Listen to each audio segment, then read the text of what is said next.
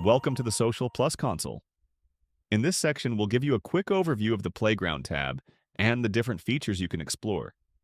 The Playground tab lets you interact with the UI based on our UI kits, giving you a chance to see how it might look within your app. It's a great way to visualize the layout and get an early preview of the design. Keep in mind that this is just for design purposes.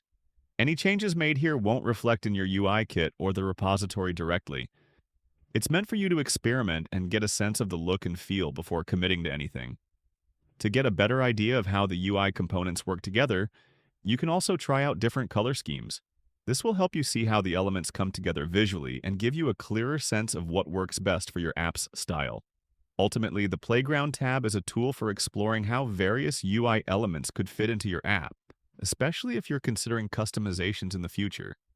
It lets you visualize possibilities and refine your ideas before diving into actual implementation,